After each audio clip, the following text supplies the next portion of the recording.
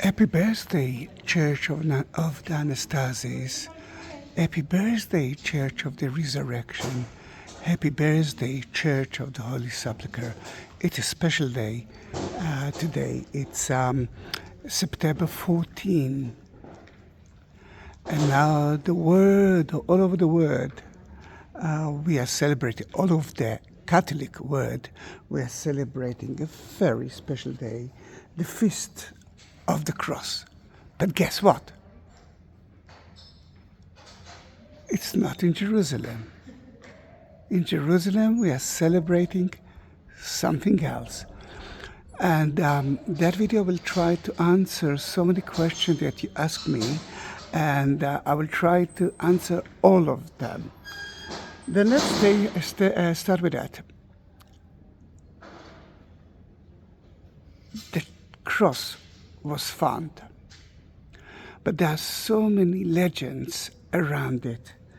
Then if you will talk about the name of the holiday, for the Greek Orthodox, for example, it's a lovely name, the universal exhalation of the precious and life-giving cross. The American Orthodox actually call it, in a very easy name, the Feast of the Elevation of the Cross. Both of them are celebrating it at the same day of the Catholic, but because it's a different calendar, then it's actually at different dates as well. For example, the Orthodox will celebrate it on September 27, and for the Catholic today, it's but for them it's going to be September 15. For the Catholic, it's September 15 today. But the Feast of the Cross is a new holiday. Look at the Franciscans brothers who enter to the church, because soon they're going to start a ceremony at the crucifixion place, and then they will make a tour around the tomb with the precious true cross, a relic that is here. Then in that case, until 1960, we celebrated here two different holidays. The first one is the Exaltation of the Holy Cross. The other one, and that was in September 14, and the other one was in May 3rd. Yes, May 3rd, finding of the Holy Cross, which is totally different story, and you will understand it soon. But to make it even more tougher to understand, more complicated, instead of May 3rd, they are celebrating it at May 7th. Then May 7th, I'm going to be here, because remember, at the Church of the Holy Sepulchre are celebrating those two holidays. And the question is why they didn't change it to the 1960 decision. The idea is very, very easy. The 19th century, they started to, they had kind of a status quo, because the church belongs to everyone, Christian, Catholic, Greek Orthodox, and Armenian, actually Orthodox, not only Greek Orthodox. Then in that case, they had to find themselves rules, who's going to celebrate and when. Then when they decided to unite those two holidays into one, it was after they signed the status quo. In that case, only here in Jerusalem, only here in their church, not only in Jerusalem, they're celebrating those two holidays, and I do have some videos of it. In my YouTube channel that I'm sure that you already subscribed to. Then let's enter the church, because I want you to see a few things. And the first thing that we're going to see is the Calvary, the Golgotha, because they are getting ready to the ceremony. Now, you're going to ask me, what's happened here? What those tents or hats are for, and why there are so many stones here? This is something new that happened in their church for the last few years. They are renovating the floor. Then in that case, by renovating the floor, they are excavating to see what is happening beneath the foundation of the church, and maybe one day they will publish it. You can see here, then they already blocked the left door, and they're excavating at the left part of it. They already did it at the right part of the door, and if you will follow the videos on my YouTube channel, you will be able to see it.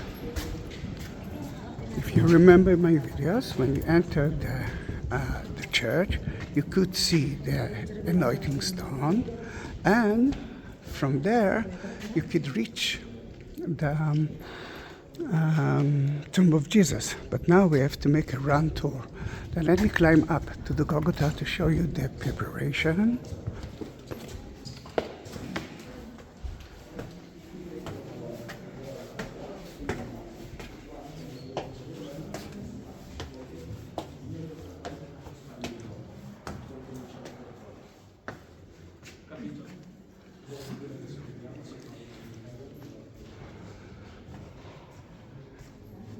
The place is divided into two.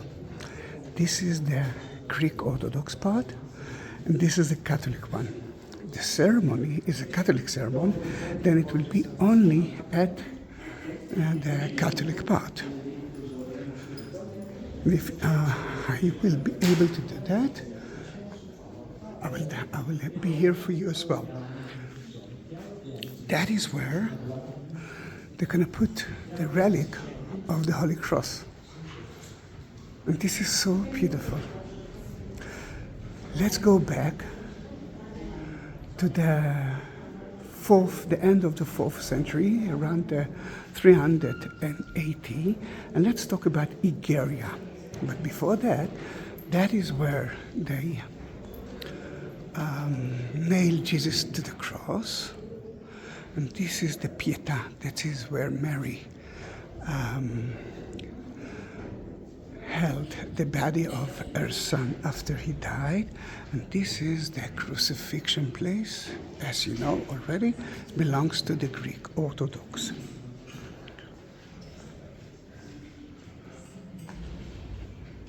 Let me take a picture of the site.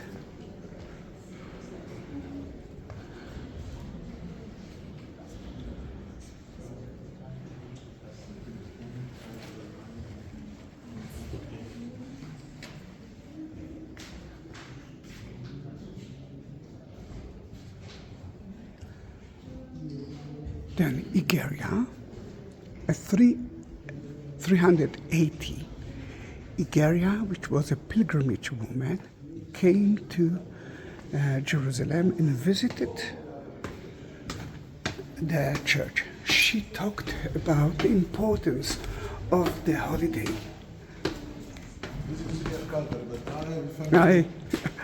She actually talked about the importance of that holiday.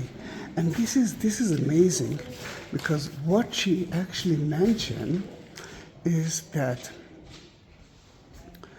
the day they are celebrating that holiday, the feast, is the day of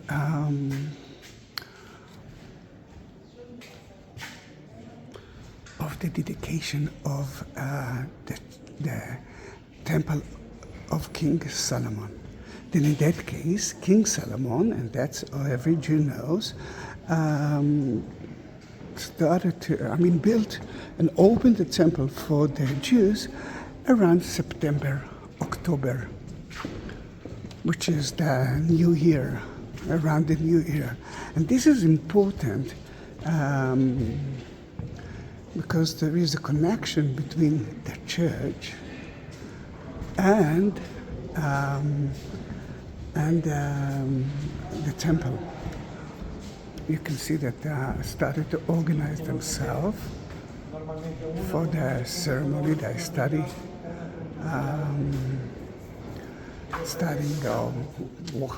practicing everything. But this is beautiful. Sorry, I made a mistake. It's not the New Year's Day. It's the Sukkot, which is one of the third important sites that every Jew must be in the city.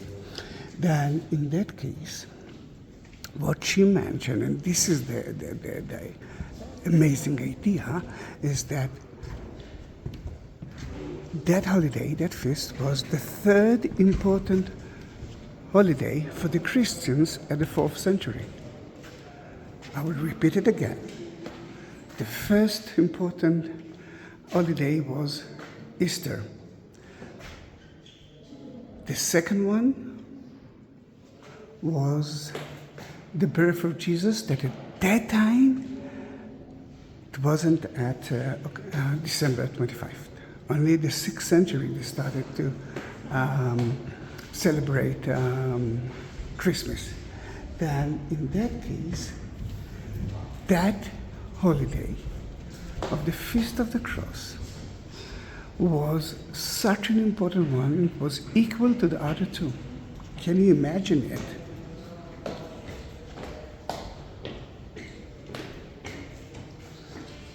She even said that it was a sin not to be here. And one of the ladies that visited that feast was a sinner lady by the name Mariam. She was an Egyptian woman from Alexandria, and she came to here when she heard about that feast. She tried to enter the church, but the icon of Mary stopped her from doing it because of her sins.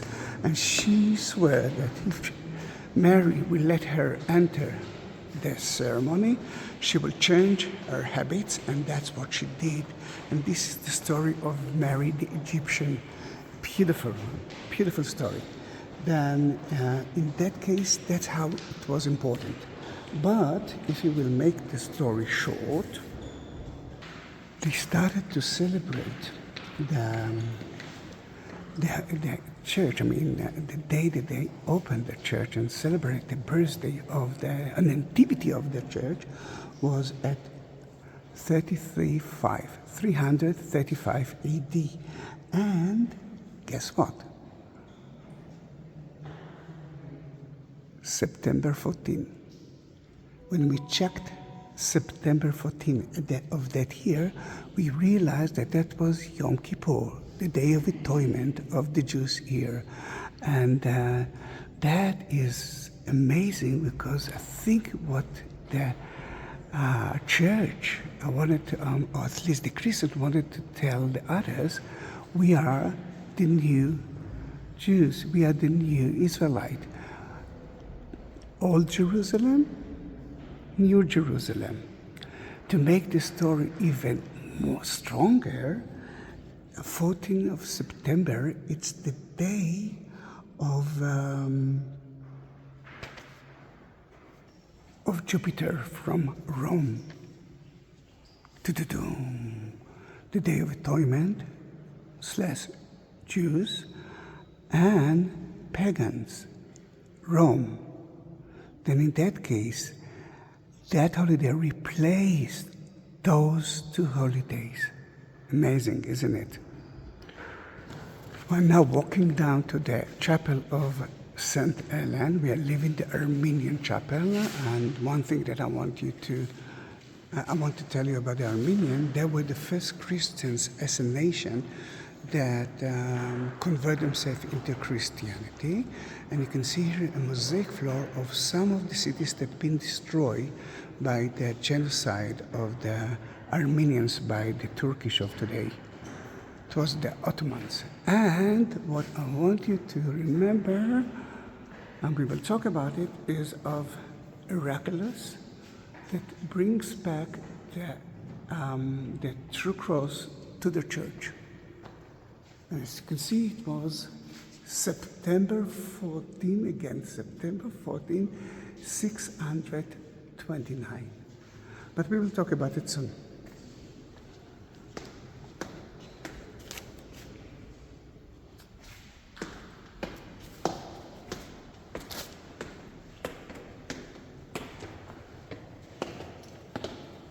We are at the lowest part of their church. I know that you saw so many videos of mine here, because that's where they found the Holy Cross. But I want to talk about two options for that story. The first one that I will talk about will be the Greek Orthodox one. The second one will be the Catholic version. There are some differences, not a lot, but there are some differences. You can see St. Helen holding the true cross that she found right here.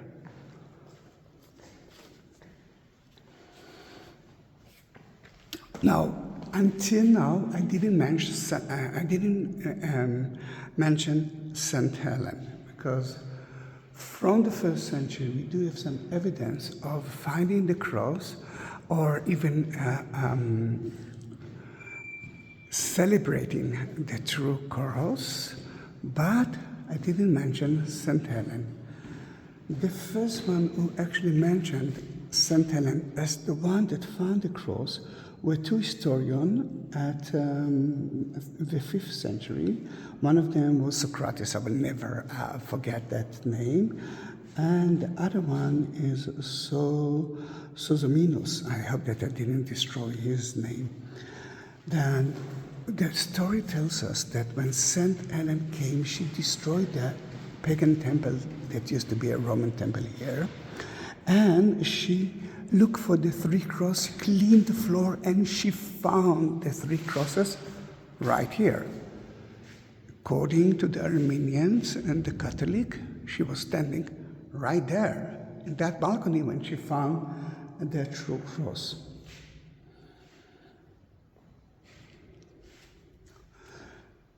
She didn't know which one of the cross is the true cross. And more than that, she found another important thing here. She found the titulus, which is the description of the sign with the sin list of Jesus from Nazareth, King of the Jews. And she found even the nails of Jesus.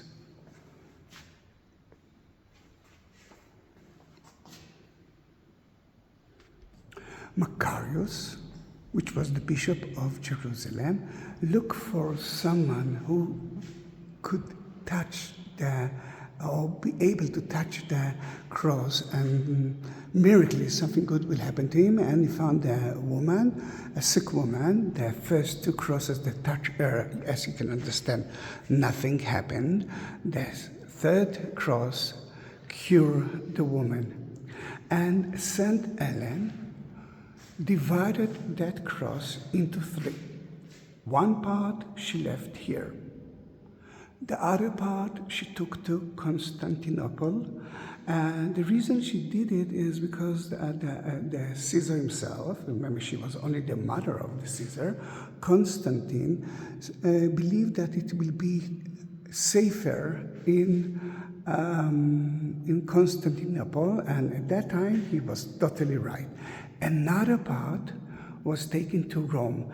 The one who actually was taken to Constantinople, he built himself a beautiful statue, and he had the relics of the cross into it, and the nails were part of his helmet, just, for good luck.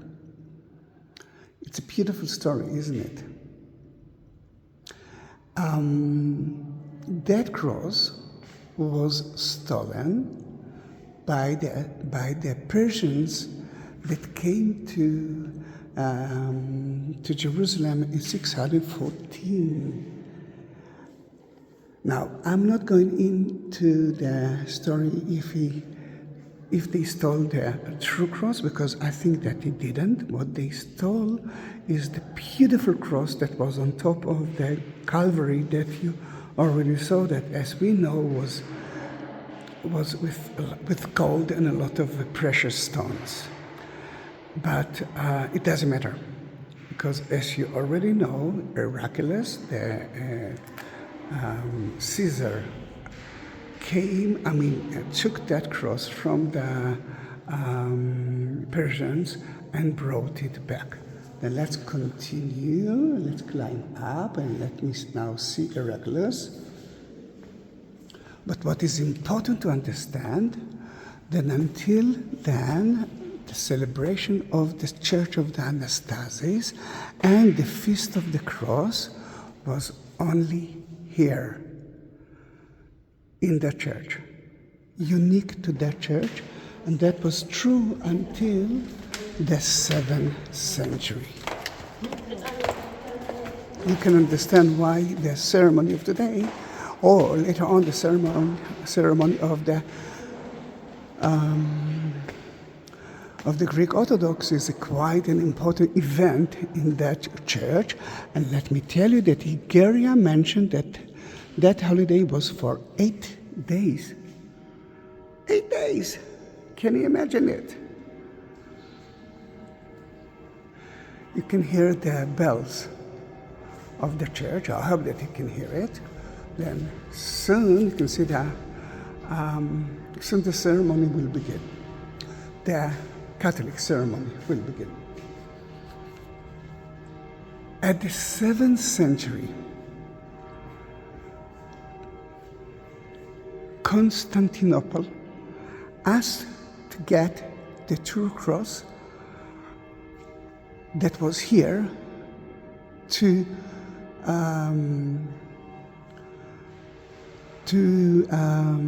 Constantinople, because at that time the Muslims started to rise, and they aimed to Jerusalem, and the Caesar was afraid that something bad will happen to that cross. Then in that matter, the true cross was moved from here to Constantinople. But before that, if you remember, Heraclius brought back the cross at, of course, September 14, and he is the one that actually asked back the cross from Jerusalem back to there, and he started the feast that used to be only here at Constantinople and all over the Eastern churches. Then the true cross was gone for the second time at 631.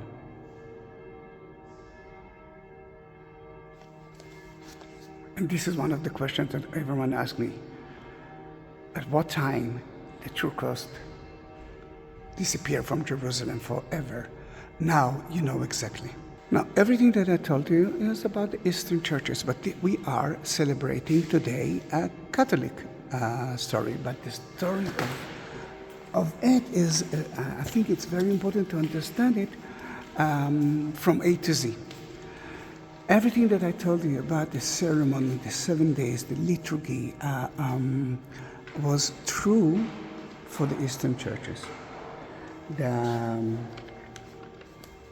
Catholic celebrated two different holidays. The first one is finding the true cross, the Holy Cross, and we are going to celebrate it that today. And the other one is the Exaltation of the true cross. In a way, it's symbolized Heraclius that brought back the cross. Then the first one is finding the cross by St. Helena. The other one is about bringing back the cross from the Tyrannius, from the Persians back to Jerusalem. Then two different holidays.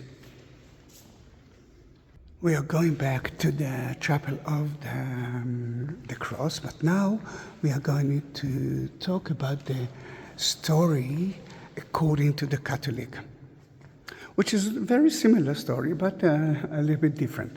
When St. Helen came to here, she tried to find the cross, but she didn't. Then she heard that the Jews knows the truth. Then she asked the Jews for the cross, and they told her that they don't know, but they actually pointed her to a guy by the name Judas.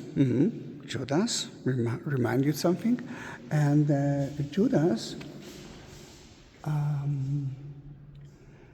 Hirkos, that was his family name. Judas didn't want her to know where is the true cross. Then she put him in a kind of water system jail for 7 days. He didn't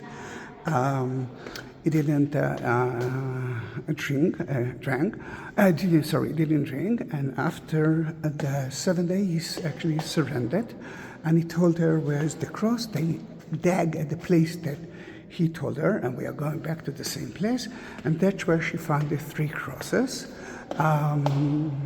They took a man or a woman according to different options.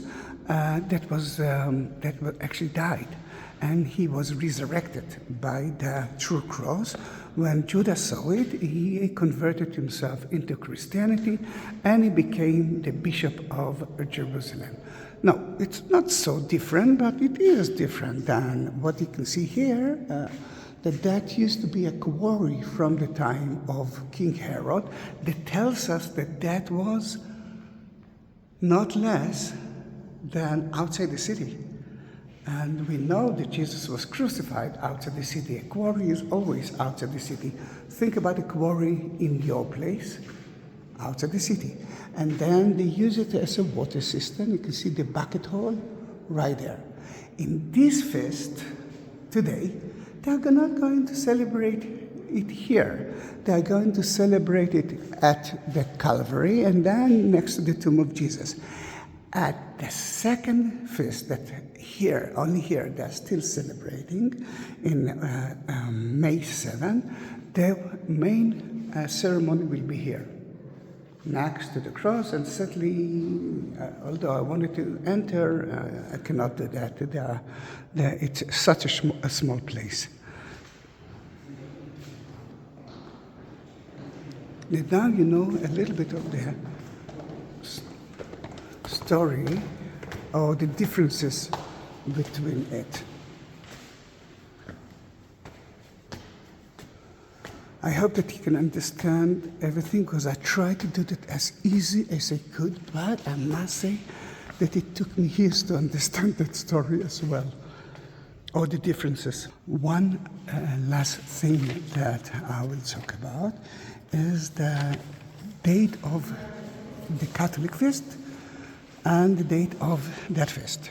Here, remember that I mentioned at the beginning that the Catholic all over the world are celebrating it at May, I think 3rd or 30, I'm not sure. But here they're celebrating it at May 7.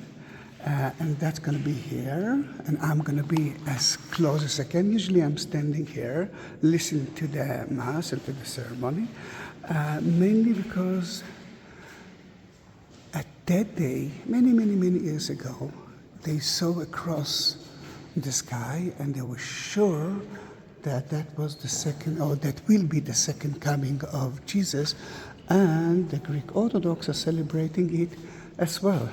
If we talked about 2 holidays for the Catholic, for the Orthodox here, it's 4 different holidays. One of them is here, I think 2 are here, and the other one is at the Cross Church next to the Parliament of Israel and the Museum of Jerusalem. Guys, that was almost 30 minutes about everything that I know about the Holy Cross. And now I'm going to celebrate with the Catholic. Thank you very much for being with me. Don't forget to subscribe to my channel. If you reach that point, that part, please tell me that, because it means that you are smarter than anyone else, because it's so difficult. If you do have some questions, please don't hesitate. I'm here. Thank you very much. Bye-bye.